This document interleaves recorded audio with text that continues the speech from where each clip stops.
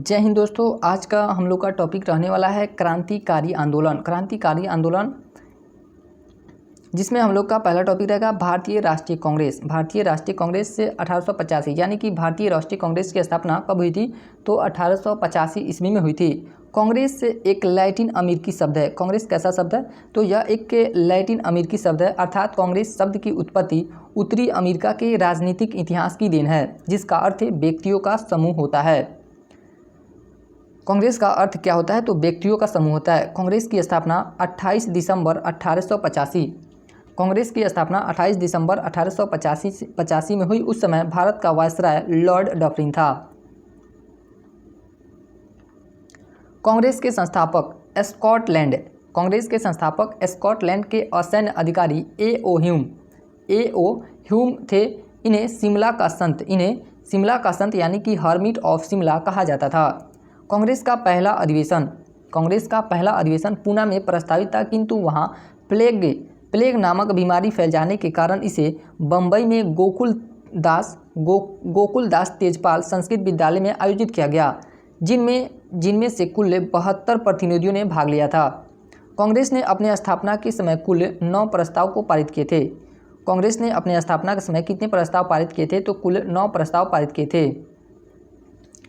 कांग्रेस अधिवेशन के पहले अध्यक्ष बोयमेश चंद्र बनर्जी यानी कि W.C. बनर्जी एवं सचिव ए.ओ. ह्यूम थे।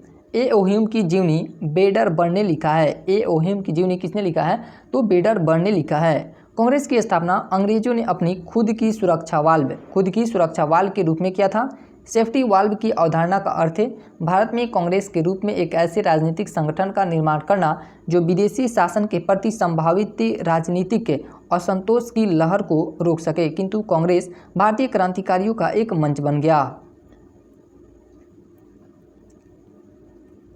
लाला लाजपत राय ने अपनी पुस्तक यंग इंडिया में सेफ्टी वाल्व सिद्धांत का प्रतिपादन किया। ये लाइन बहुत इंपॉर्टेंट है कि लाला लाजपत राय ने किस पुस्तक में सेफ्टी वाल्व सिद्धांत का प्रतिपादन किया? तो यंग इंडिया में, क्योंकि यह गांधी जी का भी पुस्तक का नाम है यंग इंडिया, तो इसलिए यहाँ पे क्वेश्चन कन्फ्यूजन वाला हो जाता है कि वाल्व सिद्धांत किस पुस्तक में किया गया है वर्णन? तो यंग इंडिया में। कांग्रेस की वार्षिक बैठक यानी कि अधिवेशन कहलाती थी। कांग्रेस की वार्षिक बैठक क्या कहलाती थी? अधिवेशन कहलाती थी। कांग्रेस का अधिवेशन दिसंबर महीने में होता था और प्रत्येक वर्ष अलग अलग स्थानों पर होता था, किंतु 1930 के बाद यह जनवरी में होने लगा। कांग्रेस के पहले 20 साल का काल उदारवादी का काल कहलाता है, क्योंकि इस समय कांग्रेस अंग्रेजों के हाँ में हाँ मिलाती थी। उदारवादी काल को बाल गंगाधर तिलक ने राजनीतिक शिक्षा का काल कहा है। उदारवादी काल के प्रमुख नेता कौन कौन से, उनको देखते हैं लोग। W.C. बनर्जी, दादाभाई नौरोजी तथा रविंद्रनाथ टैगोर। ये किस प्रकार के नेता थे? तो उदारवादी काल के प्रमुख नेता थे। अब हम लोग गर्म दल और नरम दल में अंतर देखते हैं लोग। गर्म दल समय काल है, यानी कि समय काल के अंतर्गत देखते हैं लोग समय काल में क्या अंतर था। कांग्रेस की स्थापना 20 वर्षों तक यानी कि 1885 से लेकर 1905 ईस्वी तक कांग्रेस नरम दल के रूप में जाना गया। उसके बाद है गर्म दल। सन 1905 ईस्वी के बाद से कांग्रेस के राष्ट्रीय आंदोलन में नई प्रवृत्तियों का उदय हुआ, जिसने कांग्रेस में एक नई गर्म दल का रूप लिया। अब है विश्वास आधार क्या है? विश्वास के आधार पर देखते हैं लोग। उनका विश्वास था कि उनकी जायज़ मांगे सरकार स्वीकार कर लेगी, इसलिए वे प्रस्ताव पास कर प्रतिवेदन तैयार कर विचारार्थ सरकार के पास भेजते थे। उन्हें आशा थी कि अनुनय के इन तरीकों से भारतीय जनता धीरे धीरे अधिकार प्राप्त कर लेगी और अंततः भारत स्वतंत्र हो जाएगा। ये जो विश्वास था किनका था? तो नरम दल का विश्वास था कि हम लोग ये मांग के जरिए यानी कि सरकार से जायज़ मांग करेंगे और ये प्रतिवेदन करेंगे, उसके बाद अनुनय करने के साथ साथ इस प्रकार हम लोग को भारत स्वतंत्र हो जाएगा। अब हम लोग के गर्म दल को देखते हैं लोग। 19वीं सदी के अंतिम वर्षों में नए नेता सामने आए। उनका विश्वास था कि केवल अनुनय विनय करके भारतीय अपने अधिकार नहीं प्राप्त कर सकते हैं, इसलिए उन्होंने जनता का आत्मबल का पाठ पढ़ाया और उनमें देश प्रेम की भावना भर दी।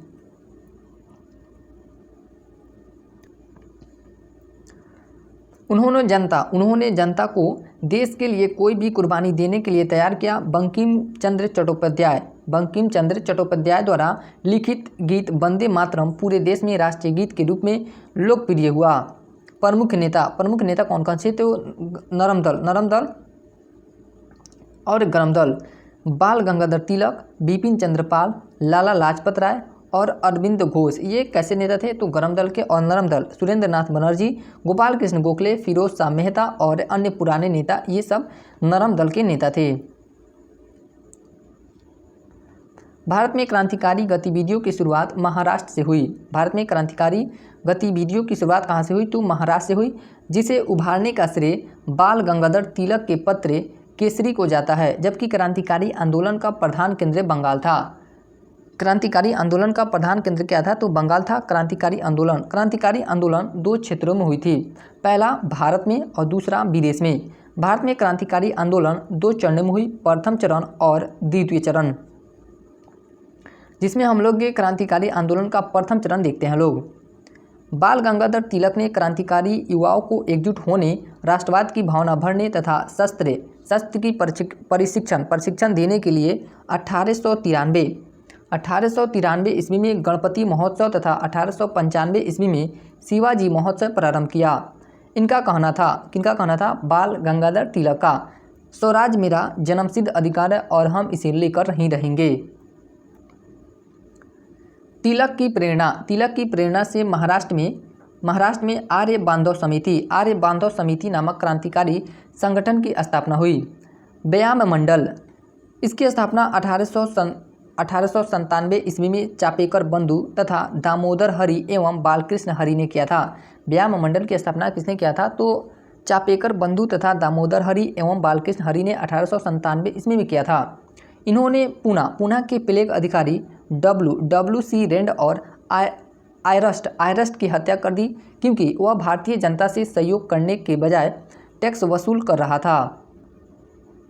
मित्र मेला और अभिनव भारत। गणपति उत्सव मनाने के दौरान 1899 ईस्वी में बीडी सावरकर द्वारा नासिक में मित्र मेला की स्थापना की गई। मित्र मेला की स्थापना किसने किया था? तो बीडी सावरकर ने किया था। यह मित्र मेला आगे जाकर 1904 ईस्वी में अभिनव भारत के रूप में परिवर्तित हो गया। यह संस्था मेजनी के तरुण इटली के सदृश एक गुप्त सभा थी। इसी अभिनव भारत के एक सदस्य अनंत लक्ष्मण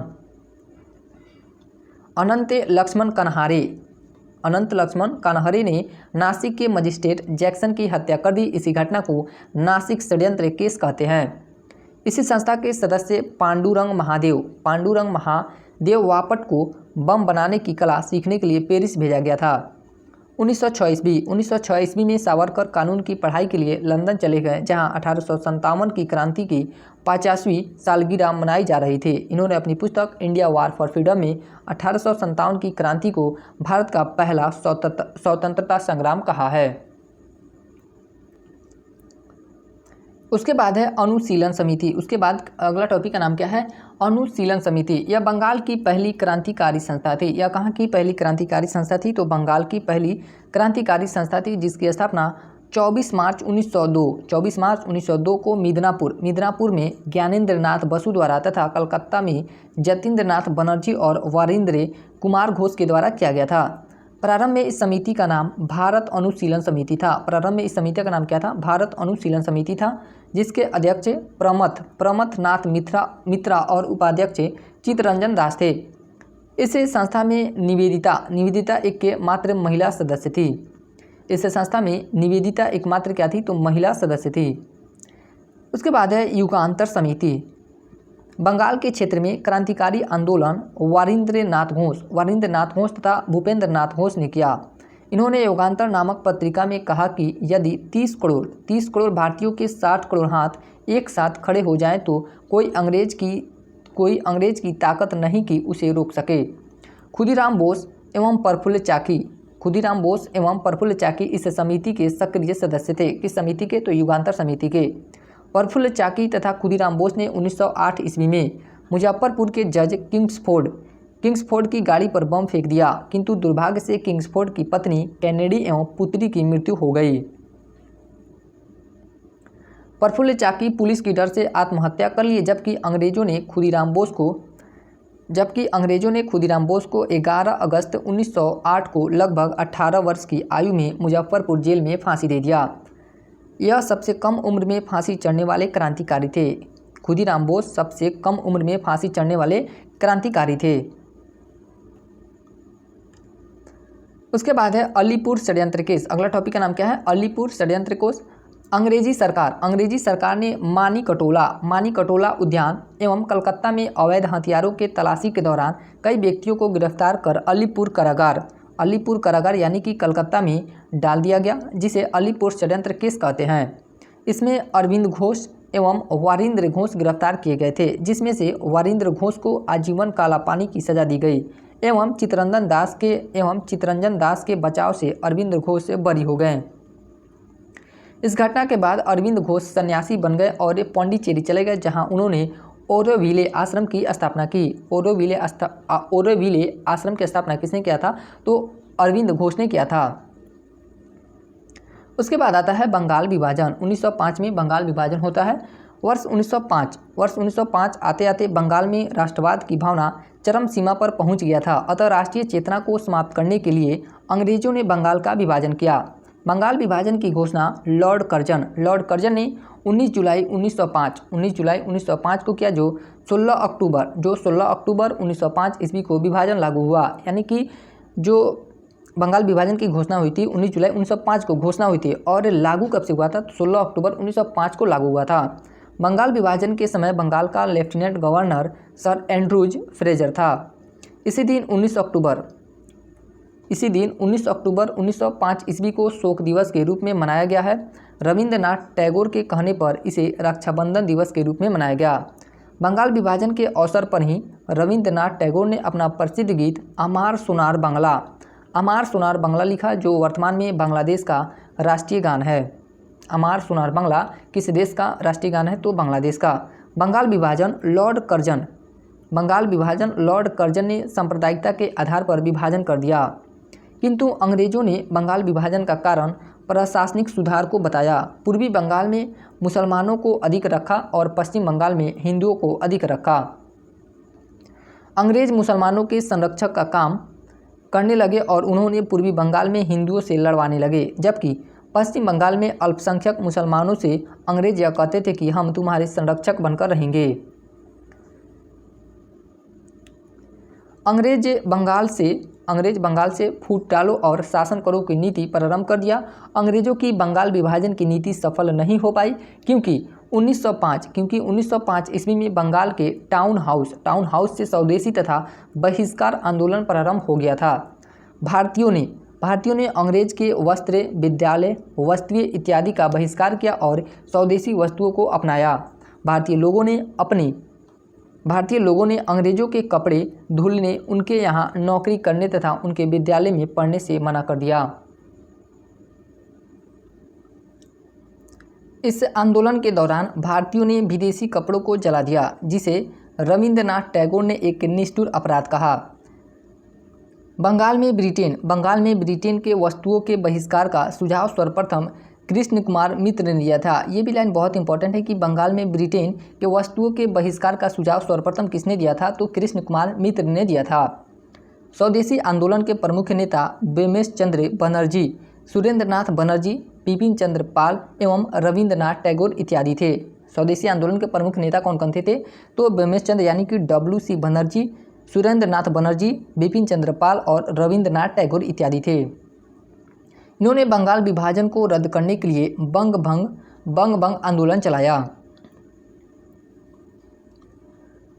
मद्रास में स्वदेशी आंदोलन का नेतृत्व चिदंबरम पिल्लई, पंजाब में अजीत सिंह एवं लाला लाजपत राय, बम्बई और पुणे में लोकमान्य तिलक तथा दिल्ली में सैयद हैदर राजा ने किया था। मद्रास में स्वदेशी आंदोलन का नेतृत्व किसने किया था? तो चिदंबरम पिल्लई ने किया था। और पंजाब में स्वदेशी आंदोलन का नेतृत्व अजीत सिंह ने किया था, और लाला लाजपत राय ने बम्बई में, और पुणे में लोकमान्य तिलक और दिल्ली में सैयद हैदर राजा ने किया था। स्वदेशी आंदोलन के दौरान ही वंदे स्वदेशी आंदोलन के दौरान ही वंदे मातरम भारतीय राष्ट्रीय आंदोलन का शीर्षक गीत बना था। स्वदेशी के प्रचार प्रसार हेतु बाल गंगाधर तिलक द्वारा महाराष्ट्र में स्वदेशी वस्तु प्रचारणी सभा का गठन किया गया। स्वदेशी आंदोलन के दौरान रविंद्रनाथ टैगोर के शांति निकेतन से प्रेरणा लेकर कलकत्ता में 14 अगस्त 1906 ईस्वी को बंगाल नेशनल कॉलेज की स्थापना की। इस कॉलेज के प्रथम प्रधानाचार्य अरविंद घोष थे। कौन थे? अरविंद घोष को बनाया गया। ब्रिटिश पत्रकार एच.डब्ल्यू. नेविंसन स्वदेशी आंदोलन से जुड़े हुए थे। ब्रिटिश जो पत्रकार थे एच.डब्ल्यू. नेविंसन, वे स्वदेशी आंदोलन से जुड़े हुए थे। नोट देखते हैं लोग, नोट में क्या कर रहा है कि सामान्यतः कृषक वर्ग के लोग एवं मुसलमान 1905 ईस्वी के स्वदेशी आंदोलन से अप्रभावित रहे थे। ये लाइन बहुत इंपॉर्टेंट है कि यहाँ से ऐसे क्वेश्चन बनता है कि 1905 का जो स्वदेशी आंदोलन हुआ था उसमें कौन से वर्ग के लोग अप्रभावित रहते? तो कृषक वर्ग के लोग और मुसलमान इससे आंदोलन में भाग नहीं लिए थे, जबकि महिलाएं एवं बुद्धिजीवी वर्ग के लोग इस आंदोलन से प्रभावित थे। 1911 में लॉर्ड हार्डिंग के समय ब्रिटेन के राजा जॉर्ज प्रथम भारत आए। उनके आगमन पर दिल्ली में एक भव्य कार्यक्रम का आयोजन किया गया जिसे दिल्ली दरबार कहते हैं। जिसे क्या कहा जाता है? तो दिल्ली दरबार कहा जाता है। इसी दौरान 1911 में 3 घोषणाएं की गई। पहला घोषणा क्या था? तो बंगाल विभाजन को रद्द किया जाएगा। दूसरा घोषणा का नाम क्या था? तो बंगाल से बिहार को अलग कर दिया जाएगा। भारत की राजधानी कलकत्ता से दिल्ली बनाई जाएगी। इन 3 घोषणाओं को 1 जनवरी 1912 को लागू किया गया। यानी कि जो ये 3 घोषणाएं हुई थी, इन तीनों घोषणाओं को कब लागू किया गया था? 1 जनवरी 1912 को। 1912 ईस्वी में बंगाल से बिहार अलग हुआ। 1936 में बिहार से उड़ीसा अलग हुआ। 15 नवंबर 2000 ईस्वी को बिहार से झारखंड अलग हुआ। रिमार्क: लॉर्ड कर्जन ने जब बंगाल का विभाजन किया तो गोपाल कृष्ण गोखले ने लॉर्ड कर्जन की तुलना औरंगजेब से कर दी। किससे की थी? तो औरंगजेब से कर दी थी। 1910 आते आते क्रांतिकारी आंदोलन का पहला चरण समाप्त हो गया। यहाँ पे क्रांतिकारी होना चाहिए। क्रांतिकारी आंदोलन का पहला चरण समाप्त हो गया। क्रांतिकारी आंदोलन का दूसरा चरण है। द्वितीय चरण की शुरुआत महात्मा गांधी के अचानक असहयोग आंदोलन समाप्त करने के कारण हुआ। इसमें हम लोग देखते हैं लोग, तो पहला टॉपिक आता है हिंदुस्तान रिपब्लिकन एसोसिएशन यानी कि HRA, हिंदुस्तान रिपब्लिकन एसोसिएशन। इसकी स्थापना सचिंद्रनाथ सन्याल। हिंदुस्तान रिपब्लिकन एसोसिएशन की स्थापना किसने किया था? तो सचिंद्रनाथ सन्याल ने अक्टूबर 1924 ईस्वी में कानपुर में की थी। इसका उद्देश्य क्रांतिकारी गतिविधियों के माध्यम से देश में समाजवादी संघीय गणतंत्र की स्थापना करना था। इस संगठन को धन की आवश्यकता थी, जिसे एकत्रित करने के लिए इस संस्था के सदस्य ने काकोरी षड्यंत्र किया। काकोरी षड्यंत्र 9 अगस्त 1925। काकोरी षड्यंत्र कब हुआ था? तो 9 अगस्त 1925 ईस्वी में हुआ था। सहारनपुर से लखनऊ आ रही ट्रेन को काकोरी नामक स्थान पर 8 down Saharanpur Lucknow passenger train को रोककर उसमें से ब्रिटिश खजाने को लूट लिया गया। इस आरोप में अशफाकुल्ला खान को फैजाबाद जेल में, रोशन सिंह को इलाहाबाद जेल में, राजेंद्र लाहिड़ी को गोंडा जेल में तथा राम प्रसाद बिस्मिल को गोरखपुर जेल में फांसी दे दिया गया। फांसी पर चढ़ने वाले पहले मुस्लिम क्रांतिकारी अशफाकुल्ला खान थे। ये भी लाइन बहुत इंपॉर्टेंट है कि फांसी पर चढ़ने वाले पहले मुस्लिम क्रांतिकारी कौन थे? तो अशफाकुल्ला खान थे। इस कांड के सरकारी वकील जगत नारायण मुल्ला थे। इस कांड के सरकारी वकील कौन थे? तो जगत नारायण मुल्ला थे। काकोरी कांड के मुख्य अभियुक्त चंद्रशेखर आज़ाद वहां से फरार हो गए। बाद में इलाहाबाद के अल्फ्रेड पार्क में अंग्रेजों से मुठभेड़ हो गई। चंद्रशेखर आज़ाद ने अपनी आखिरी गोली से खुद को गोली मार ली। इस प्रकार 27 फरवरी 1931 को उनकी मृत्यु हो गई। इनका कहना था कि English has no bullet to shoot me. Ramprasad Bismil का नारा था सरफरोशी की तमन्ना अब हमारे दिल में है, देखना है जोर कितना बाजुए कातिल में है। यह कथन किनका है? तो रामप्रसाद बिस्मिल का। उसके बाद अगला टॉपिक आता है नौजवान सभा। इसकी स्थापना मार्च 1926 ईस्वी में, इसकी स्थापना मार्च 1926 ईस्वी में भगत सिंह, छबील दास एवं यशपाल द्वारा पंजाब में किया गया था। 1928 ईस्वी में इस सभा को हिंदुस्तान रिपब्लिकन एसोसिएशन में विलय कर दिया गया। नौजवान सभा को हिंदुस्तान रिपब्लिकन एसोसिएशन में कब विलय कर दिया गया? तो 1928 ईस्वी में। पुनः बाद में इसे HSRA में विलय कर दिया गया, हिंदुस्तान सोशलिस्ट रिपब्लिक एसोसिएशन। इसका फुल फॉर्म क्या होता है? HSRA का हिंदुस्तान सोशलिस्ट रिपब्लिकन एसोसिएशन। इसकी स्थापना 10 सितंबर 1928 ईस्वी को दिल्ली के फिरोज शाह कोटला मैदान में चंद्रशेखर आज़ाद द्वारा किया गया। यह संस्था काकोरी कांड के बाद समाप्त हुए हिंदुस्तान रिपब्लिकन एसोसिएशन के स्थान पर स्थापना किया गया था। यह संस्था काकोरी कांड के बाद समाप्त हुए हिंदुस्तान रिपब्लिकन एसोसिएशन की स्थान पर स्थापना किया गया था। यह संस्था एक लोकतांत्रिक संगठन था। यह कैसा संगठन था? तो लोकतांत्रिक संगठन था जिसमें फैसले बहुमत के आधार पर होते थे। इसी संगठन के सदस्यों द्वारा सैंडर्स की हत्या, असेंबली बम कांड एवं लाहौर षड्यंत्र केस को अंजाम दिया गया था। साइमन कमीशन का विरुद्ध एवं सैंडर्स की हत्या नौजवान सभा के सदस्यों ने भी किया था। सैंडर्स की हत्या लाला लाजपत राय की साइमन कमीशन के विरोध के दौरान लाठीचार्ज में घायल होने के उपरांत मृत्यु होने पर इसका बदला 17 दिसंबर 1928 ईस्वी को लाहौर के सहायक पुलिस अधीक्षक सैंडर्स की गोली मारकर हत्या कर दी गई। इस कांड में भगत सिंह, चंद्रशेखर आज़ाद, राजगुरु, सुखदेव और जयपाल शामिल थे। सैंडर्स की हत्या में कौन कौन से लोग शामिल थे? तो भगत सिंह थे, चंद्रशेखर आज़ाद, राजगुरु और सुखदेव और जयपाल शामिल थे। लाला लाजपत राय को शेर-ए-पंजाब की उपाधि से विभूषित किया गया था। ये भी लाइन बहुत इंपॉर्टेंट है कि शेर-ए-पंजाब की उपाधि से किसे विभूषित किया गया था? तो लाला लाजपत राय को। अगला टॉपिक है असेंबली बम कांड। 8 अप्रैल 1929 को भगत सिंह एवं बटुकेश्वर दत्त द्वारा केंद्रीय विधानसभा में ट्रेड डिस्प्यूट बिल और पब्लिक सेफ्टी बिल के विरोध में बम फेंका गया। असेंबली में बम फेंकते समय भगत सिंह की उम्र 21 वर्ष से थोड़ा ज़्यादा थी। असेंबली में बम फेंकते समय पहली बार भगत सिंह ने इंकलाब जिंदाबाद का नारा दिया था। इंकलाब जिंदाबाद का नारा किसने दिया था? तो भगत सिंह ने दिया था। यह नारा मौलाना हसरत मोहानी द्वारा लिखा गया था। इस बम कांड का उद्देश्य किसी को हानि पहुंचाना नहीं था, बल्कि बहरे कानों तक अपनी आवाज़ पहुंचाने के लिए था।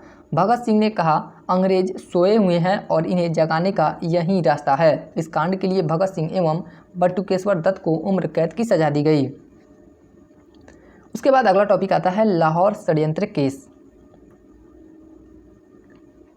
असेंबली बम कांड एवं सैंडर्स हत्याकांड में शामिल अभियुक्तों के खिलाफ लाहौर में मुकदमा चलाया गया, जिसे लाहौर षड्यंत्र केस या भगत सिंह ट्रायल के नाम से जाना जाता है। किस नाम से? लाहौर षड्यंत्र केस या भगत सिंह ट्रायल के नाम से जाना जाता है। इस केस के निर्णय के आधार पर भगत सिंह, राजगुरु, बटुकेश्वर दत्त पर मुकदमा चलाया गया और 14 फरवरी 1931 ईस्वी को इन्हें मौत की सजा सुना दी गई और 23 मार्च 1931 को फांसी दे दिया गया। यानी कि फांसी की सज़ा कब सुनाई गई थी? तो 14 फरवरी 1931 को, और फांसी कब दिया गया? तो 23 मार्च 1931 को दिया गया था। नोट, जतीन दास जेल में भूख हड़ताल पर बैठ गए और जेल में 64 दिन की भूख हड़ताल के बाद उनकी मृत्यु हो गई। इंडियन रिपब्लिकन आर्मी IRA, इसका फुल फॉर्म होता है। इसकी स्थापना 1930 ईस्वी में सूर्यसेन मास्टरदा, इन्हें मास्टरदा के नाम से जाना जाता है। सूर्यसेन द्वारा बंगाल के चटगांव में किया गया। इस संस्था के प्रमुख कार्य चटगांव स्थित शस्त्रागारों को लूटना था। चटगांव शस्त्रागार षड्यंत्र बंगाल क्षेत्र में सूर्यसेन ने क्रांतिकारी आंदोलन को 1930 ईस्वी में बढ़ावा दिया। इन्होंने अप्रैल 1930 ईस्वी को चटगांव में अंग्रेजों के शस्त्रागार को लूट लिया, जिस कारण अंग्रेजों ने इन्हें 1934 ईस्वी में फांसी दे दिया। इस प्रकार भारत का क्रांतिकारी आंदोलन समाप्त हो गया। अब आता है विदेशों में हुए क्रांतिकारी आंदोलन। विदेशों में हुए क्रांतिकारी आंदोलन में पहला आंदोलन था Indian home rule society, India house. इसकी स्थापना 1905 ईस्वी में लंदन में हिंडमैन के सुझाव पर श्यामजी कृष्ण वर्मा द्वारा किया गया। इसका उद्देश्य भारत में स्वशासन की स्थापना करना था। इसका उद्देश्य क्या था? तो भारत में स्वशासन की स्थापना करना था। भारत से बाहर विदेश की धरती पर स्थापित यह पहली क्रांतिकारी संस्था थी। विलियम कर्जन वाइली की हत्या। अगला टॉपिक का नाम है विलियम कर्जन वाइली की हत्या। इंडिया हाउस के सदस्य मदन लाल ढींगरा द्वारा 1 जुलाई 1909 को लंदन में भारत सचिव विलियम कर्जन वाइली की गोली मारकर हत्या कर दी गई। इस हत्या का कारण था कि कर्जन वाइली ने उदयपुर रियासत के रेजिडेंट की हैसियत से श्यामजी कृष्ण वर्मा को प्रताड़ित करने से। स्टुटगार्ट सम्मेलन 1907 ईस्वी में जर्मनी के स्टुटगार्ट शहर में अंतर्राष्ट्रीय समाजवादी कांग्रेस के सम्मेलन में विभिन्न राष्ट्रों को बुलाया गया, जिसमें भारत का प्रतिनिधित्व करते हुए 22 अगस्त 1907 ईस्वी को भारतीय स्वतंत्रता की जननी मैडम भीखाजी कामा ने भारत का प्रथम राष्ट्रीय तिरंगा फहराया था। इस झंडा का डिजाइन मैडम भीखाजी कामा के साथ सरदार सिंह राणा ने किया था। इस झंडे में 3 रंग लाल, हरा, पीला का प्रयोग किया गया था तथा इसमें 8 कमल के फूल एवं 8 राज्यों के प्रतीक थे। इस झंडे के मध्य में देवनागरी अक्षरों में वंदे मातरम लिखा था। उसके बाद है गदर पार्टी की स्थापना 1913 में की गई थी। कब की गई थी? तो 1913 में। इसकी स्थापना लाला हरदयाल ने 1 नवंबर 1913 ईस्वी में अमेरिका के सैन फ्रांसिस्को में किया गया। इसके प्रथम अध्यक्ष सोहन सिंह भाकना थे। गदर पार्टी के प्रथम अध्यक्ष कौन थे? तो सोहन सिंह भाकना थे तथा इसी के सुझाव पर गदर पार्टी की स्थापना किया गया। यह पार्टी हिंदुस्तान गदर नामक पत्र निकालती थी। जो गदर पार्टी थी वह कौन सा पत्र निकालती थी? तो हिंदुस्तान गदर नामक पत्र निकालती थी, जिसका प्रथम अंक उर्दू में छपता था और बाद में गुरुमुखी लिपि में भी छपने लगा। यह पत्रिका कालांतर में उर्दू एवं गुरुमुखी के अलावा हिंदी, अंग्रेजी, मराठी, पंजाबी एवं गुजराती में भी छपने लगी। इस पत्रिका का संपादन रामचंद्र पेशावरी करते थे। इस पत्रिका का संपादन कौन करता था? तो रामचंद्र पेशावरी करते थे। यह एक क्रांतिकारी संगठन था। यह कैसा संगठन था? तो क्रांतिकारी संगठन था। अमेरिका में गदर पार्टी पर प्रतिबंध के बाद लाला हरदयाल ने मैडम भीखाजी कामा से मिलकर 1916 ईस्वी में भारतीय स्वतंत्रता समिति की स्थापना बर्लिन में की। कामागाटामारू 1914। कामागाटामारू घटना कब हुआ था? तो 1914 ईस्वी में। गुरुदत्त सिंह ने कामागाटामारू नामक के जापानी जहाज को भाड़े पर लिया और कुछ भारतीयों को कलकत्ता से लेकर कनाडा की ओर चल दिया, किंतु कनाडा सरकार अंग्रेजों के दबाव में आकर यह घोषणा किया कि वैंकूवर बंदरगाह पर उसी जहाज को रुकने दिया जाएगा जो रास्ते में बिना कहीं रुके आया है, किंतु कामागाटामारू जहाज सिंगापुर में रुका था। कनाडा सरकार ने उस जहाज को वैंकूवर बंदरगाह पर रुकने नहीं दिया, अतः जहाज वापस कलकत्ता बंदरगाह लौट आया। जब ये क्रांतिकारी वापस से कलकत्ता के बजबज बंदरगाह पर पहुंचे तो अंग्रेजों और इनके बीच गोलीबारी शुरू हो गई। इस घटना को ही कामागाटामारू की घटना कहते हैं। अब अगला लेसन का नाम है सामाजिक सुधार आंदोलन। अगला लेसन का नाम क्या है? सामाजिक सुधार आंदोलन। इसमें हम लोग का पहला टॉपिक है ब्रह्म समाज को देखते हैं लोग। इसके संस्थापक यानी कि ब्रह्म समाज के संस्थापक राजा राम मोहन राय थे, जिन्होंने इसकी स्थापना 1828 ईस्वी में की थी। इन्हें राजा की उपाधि अकबर द्वितीय ने दिया था। यानी कि राजा राम मोहन राय, इनका नाम था मोहन राय, और राजा जो राजा की उपाधि थी वह किसने दिया था? तो अकबर द्वितीय ने दिया था। ये हिंदू धर्म के कुप्रथाओं के विरुद्ध आवाज़ उठाएं, जिस कारण इन्हें भारतीय पुनर्जागरण, सुधार तथा आधुनिक भारत का अग्रदूत कहा जाता है। सुभाष चंद्र बोस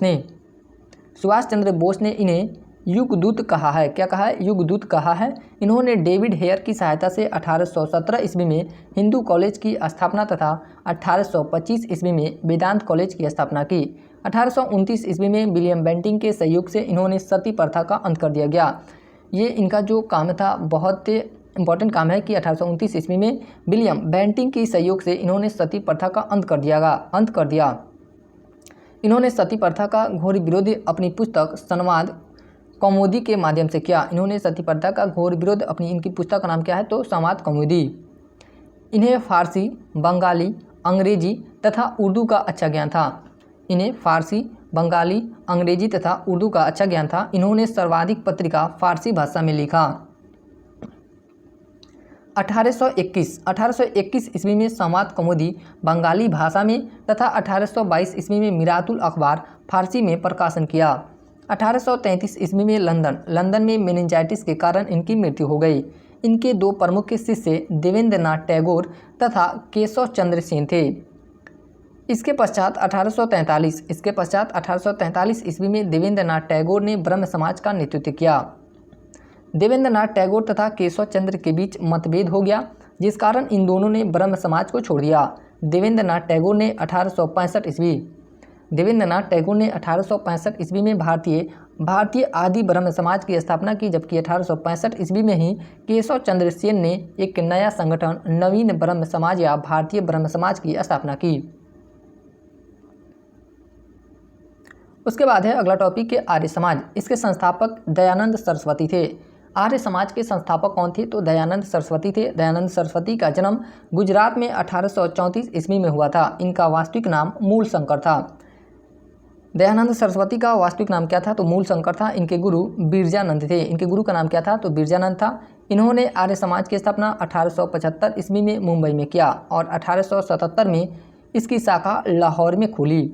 आर्य समाज का नारा था भारत भारतीयों के लिए है। आर्य समाज का नारा क्या था? भारत भारतीयों के लिए है। जबकि दयानंद सरस्वती का नारा क्या था? वेदों की ओर लौटो। दयानंद ने सती प्रथा, बाल विवाह, पर्दा प्रथा का विरोध किया, किंतु महिला शिक्षा तथा विधवा पुनर्विवाह का समर्थन किया। इनकी मृत्यु के बाद 1886 ईस्वी में इनके शिष्य हंसराज ने DAV दयानंद एंग्लो वैदिक कॉलेज की स्थापना किया, जो भारत के लगभग सभी जिलों में फैल चुका है। भारतीय चिंतकों में स्वराज शब्द का प्रयोग सर्वप्रथम स्वामी दयानंद ने ही किया।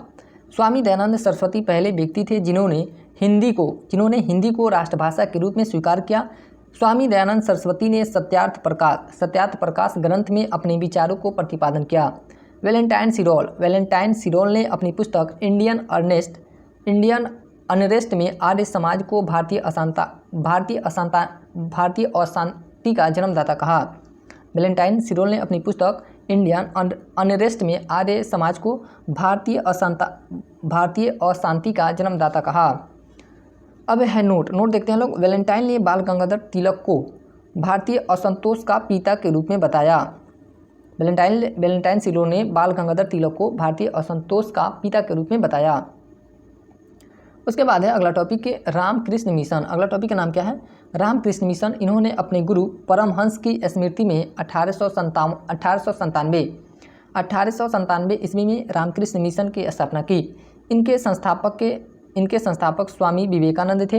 इन्होंने अपने गुरु रामकृष्ण के नाम पर इसका नामकरण किया। विवेकानंद का जन्म 12 जनवरी 1863 को कलकत्ता में हुआ। इनका नाम नरेंद्र दत्त था। विवेकानंद का नाम क्या था? नरेंद्र दत्त था। रामकृष्ण परमहंस ने इन्हें हिंदू धर्म की शिक्षा दी थी। 1887 ईस्वी में इन्होंने कलकत्ता में बेलूर मठ की स्थापना की। 1893 ईस्वी में इन्होंने ऐतिहासिक शिकागो धर्म सम्मेलन में भाग लिया। इन्होंने अमेरिका के न्यूयॉर्क में वेदांत सोसाइटी की स्थापना 1896 ईस्वी में कर दिया। 1897 ईस्वी में इन्होंने बेलूर मठ को रामकृष्ण मिशन का अंतर्राष्ट्रीय मुख्यालय बना दिया। 1902 ईस्वी में इनकी मृत्यु हो गई। इन्हें हिंदू नेपोलियन या तूफानी हिंदू कहते हैं। सुभाष चंद्र बोस ने इन्हें भारत का आध्यात्मिक गुरु कहा है। इन्हें स्वामी विवेकानंद नाम खेतड़ी के महाराजा ने दिया था। जो इनका नाम पड़ा था स्वामी विवेकानंद, इससे नाम को किसने दिया था? तो खेतड़ी के महाराजा ने दिया था। ये जो टॉपिक है स्टैटिक पोर्शन की तरह ये टॉपिक है, क्योंकि इसमें सिर्फ याद करने वाला टॉपिक है, तो इसमें हम ज़्यादा डिफाइन नहीं कर सकते हैं, क्योंकि यह रिवीजन वीडियो है। जो भी खान सर का क्लास किए होंगे उनके लिए यह वीडियो बहुत अच्छा होगा, क्योंकि बहुत कोई रिवीजन खुद से नहीं कर पाता है। तो आराम से ईयरफोन लगाइए और सुनते रहिए बुक के पास रख के। तो रिवीजन के लिए यह वीडियो बनाया जाता है। अगर हम ज़्यादा एक्सप्लेन करेंगे तो यह वीडियो उबाऊ हो जाएगा। उसके बाद हम लोग देखते हैं लोग थियोसॉफिकल सोसाइटी। थियोसॉफिकल सोसाइटी, इसकी स्थापना मैडम ब्लावटस्की तथा कर्नल अल्काट ने 1875 ईस्वी में अमेरिका के न्यूयॉर्क में किया। यह संस्था विभिन्न देशों में संस्कृति तथा शिक्षा को बढ़ावा देने के लिए कार्यरत थी। थियोसोफिस्टों का हिंदू धर्म में पुनर्जन्म का क्रम के सिद्धांत पर विश्वास था और वे सांख्य तथा वेदांत उपनिषदों दर्शन को अपना प्रेरणा स्रोत मानते थे। 1886 में इसकी एक शाखा मद्रास के अडियार में खोली गई, जो आगे चलकर इस संस्था का मुख्यालय बन गया। इसी शाखा की एक सदस्य बनकर आयरलैंड की महिला एनी बेसेंट भारत आई। इन्होंने आयरलैंड की भांति भारत में भी होम रूल आंदोलन प्रारंभ करना चाहती थी, किंतु भारत में यह सफल नहीं हो पाया। बेसेंट ने 1898 ईस्वी में बनारस में सेंट्रल हिंदू कॉलेज की नींव रखी, जो आगे चलकर 1916 ईस्वी में मदन मोहन मालवीय के प्रयासों से यह कॉलेज बनारस हिंदू विश्वविद्यालय के रूप में विकसित हुआ। अगला टॉपिक है यंग बंग आंदोलन। सर हेनरी विलियम डेरिजियो ने 1828 ईस्वी में प्रारंभ किया। यह बंगाल के युवाओं का आंदोलन था। यह आंदोलन किसका था? तो यह बंगाल के युवाओं का आंदोलन था। ये भारतीय प्रेस की स्वतंत्रता की मांग करते थे। वेद समाज या प्रार्थना समाज। केशव चंद्र सेन के प्रयासों से वेद समाज की स्थापना मद्रास के श्री धरालू नायडू ने 1864 ईस्वी में की थी। केशव चंद्र सेन के प्रभाव से 1867 ईस्वी में बम्बई में डॉक्टर आत्माराम पांडुरंग ने प्रार्थना समाज को स्थापित किया।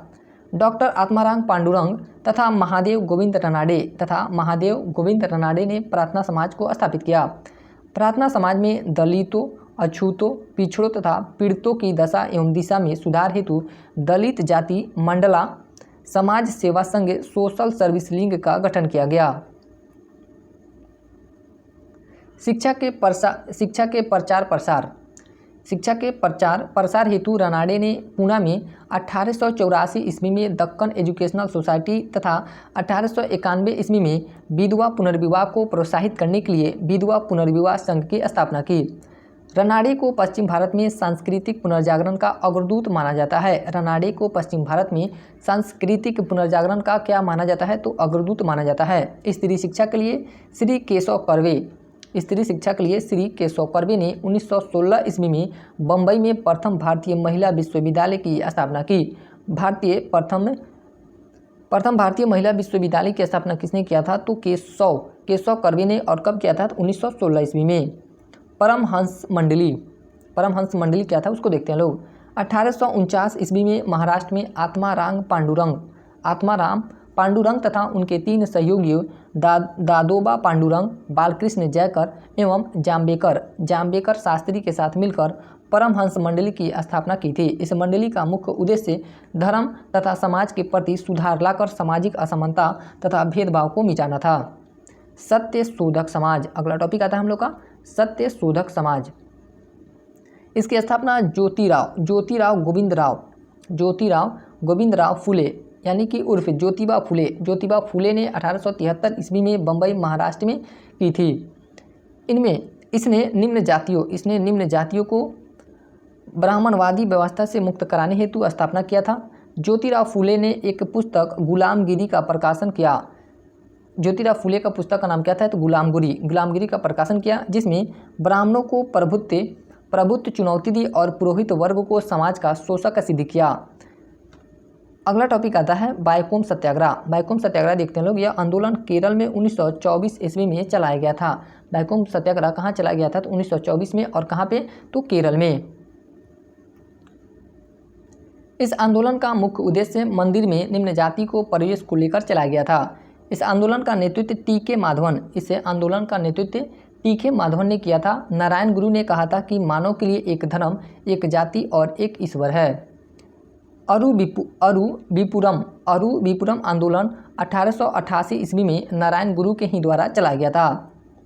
अब है सिख सुधार सिख सुधार आंदोलन। सिख धर्म संसार का सबसे नवीनतम धर्म है। सिख धर्म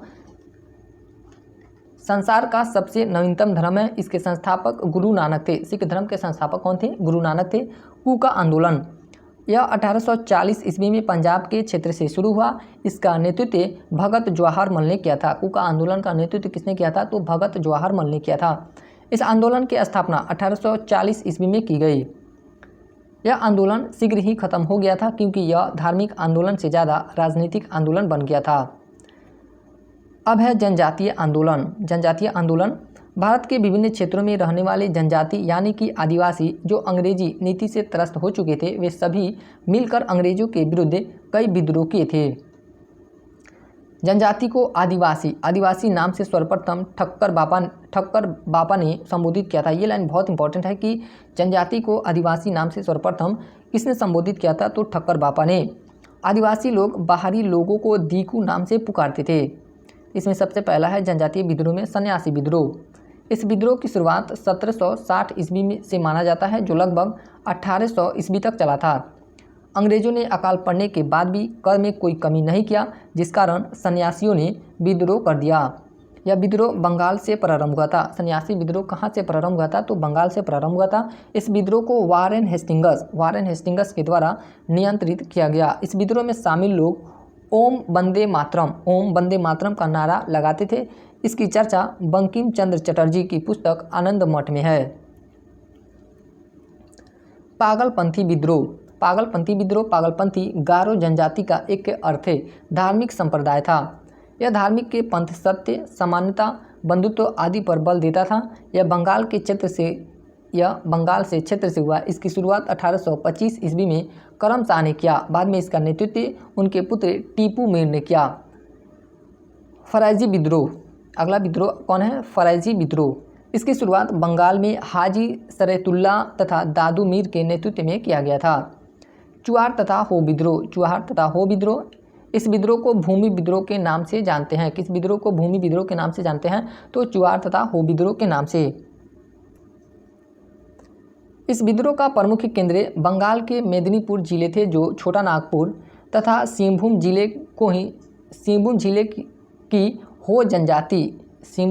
की हो जनजाति के क्षेत्र तक फैले हुए थे। इस विद्रोह के नेतृत्व राजा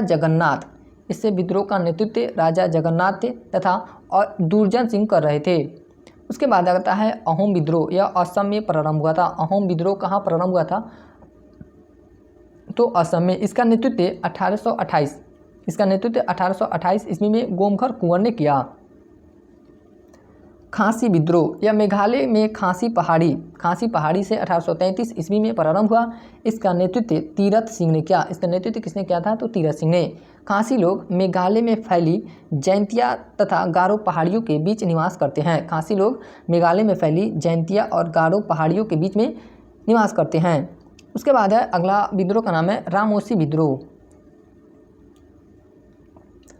रामोसी जनजाति मुख्यतः पश्चिमी घाट कहाँ पे? महाराष्ट्र में रहने वाली एक आदिम जाति थी।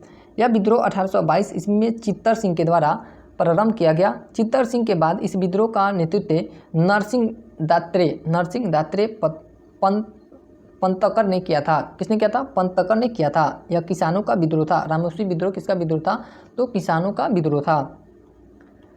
उसके बाद है संथाली विद्रोह। यह भी बहुत इंपॉर्टेंट है। संथाली विद्रोह यह झारखंड के राजमहल के पहाड़ी से शुरू हुआ था। इस क्षेत्र को दमन एको के नाम से भी जाना जाता है। यह विद्रोह जमींदारों के विरुद्ध था। संथाली विद्रोह किसके विरुद्ध था? तो जमींदारों के। इस विद्रोह का प्रमुख 1793 ईस्वी में अस्थायी बंदोबस्त व्यवस्था द्वारा संथालों की जमीन का छीना जाना था। इसका नेतृत्व सिद्धू कानू ने किया था। संथाली विद्रोह का नेतृत्व किसने किया था? सिद्धू कानू ने किया था। 1856 आते आते यह विद्रोह समाप्त हो गया। उसके बाद आता है मुंडा विद्रोह। यह झारखंड के जनजाति विद्रोह था। मुंडा विद्रोह कहाँ था? तो झारखंड का जनजातीय विद्रोह था जो मुंडा जनजातियों ने किया था। इस विद्रोह को सरदारी लड़ाई के नाम से भी जाना जाता है। ये लाइन बहुत इंपॉर्टेंट है कि किस विद्रोह को सरदारी लड़ाई के नाम से जाना जाता है? तो मुंडा विद्रोह को। इसका नेतृत्व बिरसा मुंडा ने किया था। बिरसा मुंडा का जन्म 15 नवंबर 1874 ईस्वी को हुआ था। और इन्हीं के जन्मदिवस पर झारखंड बिहार से अलग हुआ था 15 नवंबर 2000 ईस्वी को। 1895 ईस्वी में बिरसा ने स्वयं को भगवान का दूत भी घोषित किया था। बिरसा मुंडा के अनुयायी उन्हें धरती आबा मानते थे। क्या मानते थे उन्हें? धरती आबा। अगला आंदोलन का नाम है ताना भगत आंदोलन। यह झारखंड से प्रारंभ हुआ था। ताना भगत आंदोलन कहाँ से प्रारंभ हुआ था? तो झारखंड से प्रारंभ हुआ था। इसका नेतृत्व जतारा भगत ने किया। उसके बाद है कोल विद्रोह। इस विद्रोह का प्रमुख क्षेत्र छोटा नागपुर की पहाड़ी के हजारीबाग, सिंहभूम, पलामू तथा रांची क्षेत्र था। इसका नेतृत्व 1831 ईस्वी में बुद्धो भगत द्वारा किया गया था। किसके द्वारा किया गया था? बुद्धो भगत द्वारा किया गया था। कोल जाति द्वारा चावल से निर्मित शराब पर उत्पादन शुल्क लगा देने से यह विद्रोह हुई थी। तमाड़ विद्रोह। यह विद्रोह छोटा नागपुर के क्षेत्र में 1779 से 1794 ईस्वी के बीच हुआ था। इसका नेतृत्व ठाकुर भोलानाथ सिंह द्वारा किया गया था। इस विद्रोह का संबंध उराव जनजाति से था। ये जो हम लोग जितने सारे विद्रोह पढ़ रहे हैं, यह विद्रोह या तो क्षेत्र पूछता है कि किस क्षेत्र से शुरू हुआ था यह विद्रोह, या तो सन पूछता है, सन ईस्वी कि यह कब या किस सन में हुआ था, या उसके नेतृत्वकर्ता पूछता है कि इस विद्रोह के नेतृत्व किसने किया था और यह विद्रोह किससे संबंधित था, यानी किस जाति से संबंधित था या किस कारण यह विद्रोह हुआ था। कारण पूछता है और जाति। तो इसमें जितने सारे टॉपिक हैं सारे याद करने वाले टॉपिक हैं। पाइक विद्रोह। यह विद्रोह 1817 ईस्वी में उड़ीसा के क्षेत्र में हुआ था। कहाँ पे हुआ था? तो 1817 ईस्वी में, और क्षेत्र क्या था? तो उड़ीसा। इस विद्रोह का नेतृत्व जगबंधु के द्वारा किया गया था। पाइक लगान मुक्त भूमि का उपयोग करने वाले उड़ीसा के खुर्दा क्षेत्र के सैनिक थे। गडकरी विद्रोह 1844 ईस्वी में महाराष्ट्र के कोल्हापुर में हुआ था। इस विद्रोह के प्रमुख नेता बाबाजी अहिरेकर थे। उसके बाद है भील विद्रोह। इस विद्रोह का प्रमुख क्षेत्र महाराष्ट्र के पश्चिमी तट का खानदेश जिला था। इस विद्रोह के नेतृत्व 1820 ईस्वी में सरदार दशरथ ने किया था। भील विद्रोह का नेतृत्व किसने किया था? तो भील विद्रोह का नेतृत्व किसने किया था? सरदार दशरथ ने किया था। और यह कब हुआ था? तो 1820 ईस्वी में हुआ था। रंपा विद्रोह। यह विद्रोह आंध्र प्रदेश के गोदावरी जिले के उत्तर में स्थित तटवर्ती पहाड़ी क्षेत्र था। इस विद्रोह का नेतृत्व अल्लूरी सीताराम राजू ने किया था, जो एक गैर आदिवासी थे।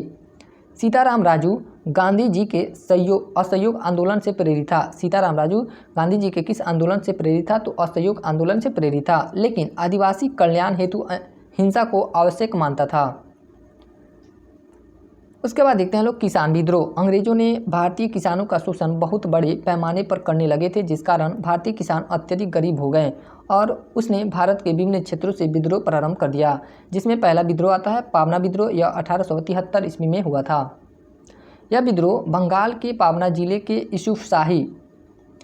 यूसुफशाही परगना से शुरू हुआ। इस विद्रोह के प्रमुख कारण थे जमींदारों और लगान की दरों में अत्यधिक सीमा से अधिक बढ़ा देना।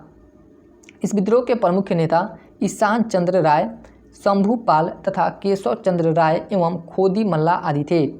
लेफ्टिनेंट गवर्नर कैंपबेल ने इस विद्रोह का समर्थन किया था क्योंकि यह विद्रोह अंग्रेजी शासन के विरुद्ध में न होकर जमींदारों के विरुद्ध में था। उसके बाद आता है मोपला विद्रोह। यह 1836 ईस्वी में हुआ था। यह विद्रोह केरल राज्य के मालाबार क्षेत्र में हुआ था। यह विद्रोह कहाँ हुआ था? तो केरल राज्य के मालाबार क्षेत्र में हुआ था। 8वीं एवं 9वीं शताब्दी में अरब मुल्क के कुछ लोग इस क्षेत्र में आकर बस गए, जिसे मोपला कहा गया। इस विद्रोह के नेतृत्व अली मुसलियार ने किया था। मोपला विद्रोह का नेतृत्व किसने किया था? तो अली मुसलियार ने किया था। मोपला विद्रोह का समर्थन खिलाफत आंदोलन के नेता मौलाना अबुल कलाम आज़ाद और शौकत अली तथा गांधी जी ने किए थे। मोपला विद्रोह का समर्थन किसने किया था? तो खिलाफत आंदोलन के नेता मौलाना अबुल कलाम आज़ाद और शौकत अली तथा गांधी जी ने भी किया था। ब्रिटिशकालीन भारत की प्रमुख संस्थाएं एवं संगठन। तो इसमें सबसे पहला आता है Asiatic Society of Bengal. Asiatic Society of Bengal के संस्थापक कौन थे? विलियम जोन्स थे। और इसकी स्थापना कहाँ की गई थी? तो कलकत्ता में। और कब किया गया था? तो 1784 ईस्वी में। कलकत्ता मदरसा के संस्थापक कौन थे? वारेन हेस्टिंग्स थे। और इसकी स्थापना कलकत्ता मदरसा की स्थापना कहाँ की गई थी, तो कलकत्ता में, और 1780 में इसकी स्थापना की गई थी। संस्कृत कॉलेज के संस्थापक के जोनाथन डंकन थे और इसकी स्थापना बनारस में किया गया था 1791 ईस्वी में। आत्मीय सभा के संस्थापक कौन थे, राजा राम मोहन राय थे और इसकी स्थापना बंगाल में किए थे 1815 ईस्वी में। हिंदू कॉलेज की स्थापना कलकत्ता में की गई थी। डेविड हेयर एवं राजा राम मोहन राय के द्वारा किया गया था, कहाँ पे, कलकत्ता में 1817 ईस्वी में। यंग बंगाल की स्थापना हेनरी विवियन डिरोजियो ने किया था बंगाल में, कहाँ पे किया था, तो बंगाल में किया था 1826 से 1832 ईस्वी के बीच में यंग बंगाल की स्थापना किया गया था। ब्रह्म समाज के संस्थापक कौन थे, राजा राम मोहन राय और इसकी स्थापना बंगाल में की गई थी 1828 ईस्वी में। धर्मसभा के संस्थापक के राधाकांत देव थे और इसकी स्थापना बंगाल में किए थे 1830 ईस्वी में। लैंड होल्डर सोसाइटी के संस्थापक कौन थे, द्वारकानाथ टैगोर थे और इसकी स्थापना बंगाल में की थी 1838 ईस्वी में। उसके बाद है रहनुमाई मजदासन सभा की संस्थापक के दादाभाई नौरोजी थे और इसकी स्थापना बम्बई में किए थे 1851 ईस्वी में।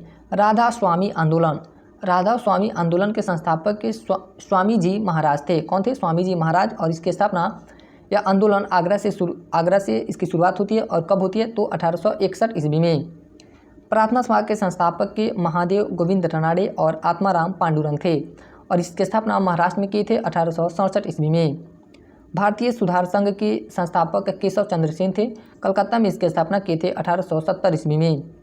पूना सार्वजनिक सभा के संस्थापक महादेव गोविंद रानाडे थे, महाराष्ट्र में इसकी स्थापना किए थे और 1870 में इसकी स्थापना हुई थी पूना सार्वजनिक सभा की। सत्य शोधक समाज के संस्थापक कौन थे, ज्योतिबा फुले थे, पुणे में इसकी स्थापना किए थे 1873 ईस्वी में। आर्य समाज के संस्थापक दयानंद सरस्वती थे, बम्बई में इसकी स्थापना किए थे 1875 ईस्वी में।